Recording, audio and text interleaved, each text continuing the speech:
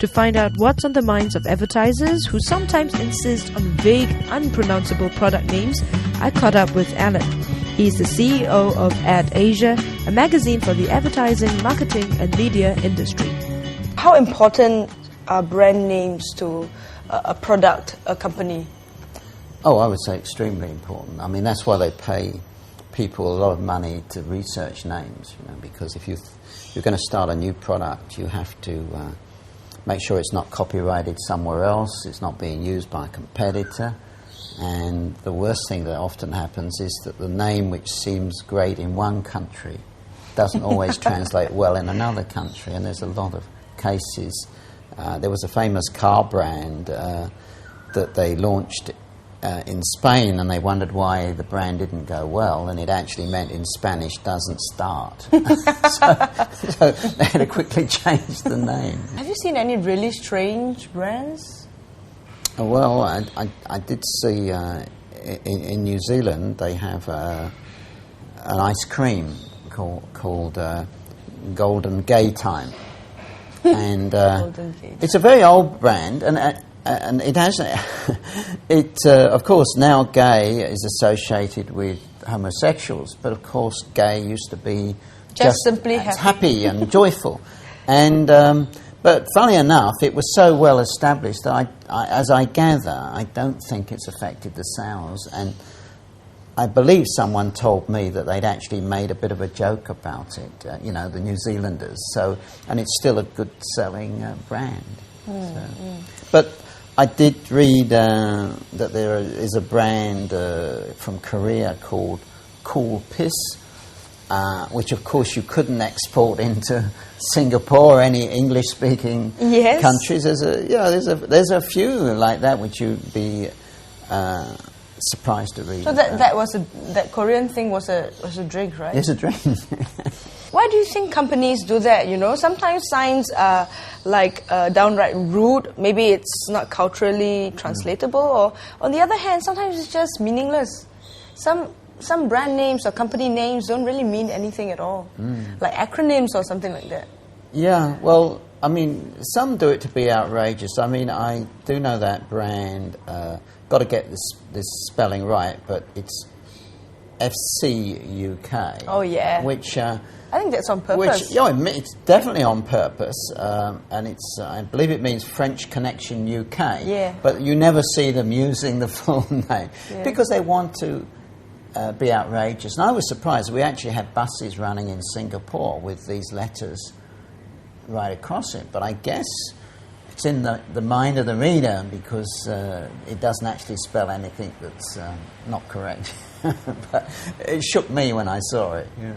What do you think are the reasons that would cause a consumer to be really turned off by a meaningless or an outrageous branding, you think?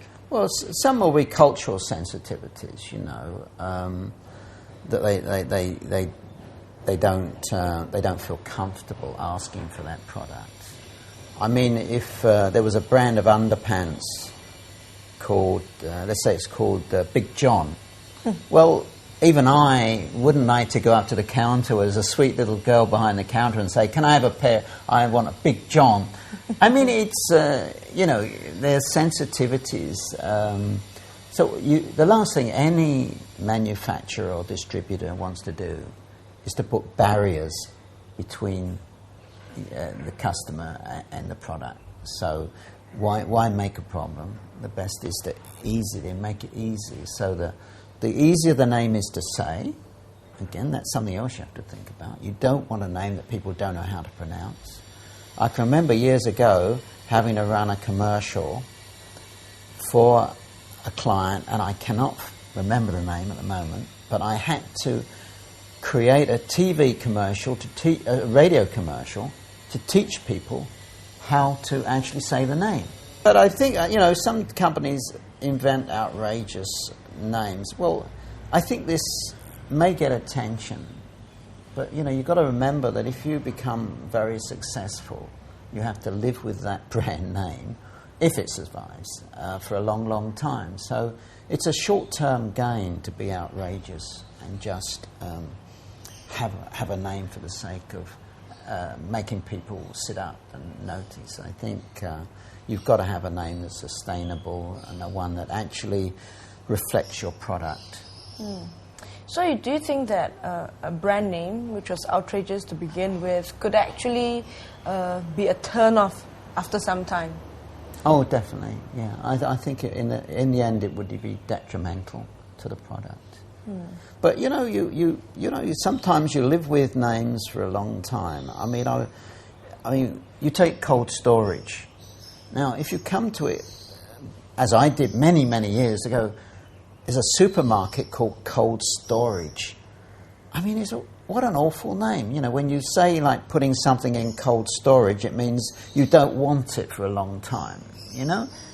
But because of tradition, you know, I mean, obviously they used to look after the foods in the olden days, and that's where the name arose. And you gradually get accustomed. Now we say, I'm going to cold storage. And you don't think anything funny about that. I don't think anything's funny about that. But anyone coming fresh to Singapore would find that strange. Whereas Fair Price, for instance, is a great name. I mean, I think it's an extremely good name because it sums up what you want. It's fair and it's a good price, you know. And it means something. It means something. And if you're at a supermarket called Fresh, that's fine, you know. But you wouldn't today start off launching a supermarket chain called Cold Storage. People are aware, they've been aware for many years, but I think now it's really a science. People really do think about it deeply because your brand is no longer a countrywide brand, it's an international brand. So what that brand is, what it stands for, what it means in the people's minds is very important. So every company thinks more about their brand now than they did, I would say even maybe even more than 25 years ago. I would say branding is so carefully thought about. So it's a fair risk to take for retailers and advertisers. Strange brand names could raise a few interested eyebrows or eventually be forgotten in the sea of competitors' products.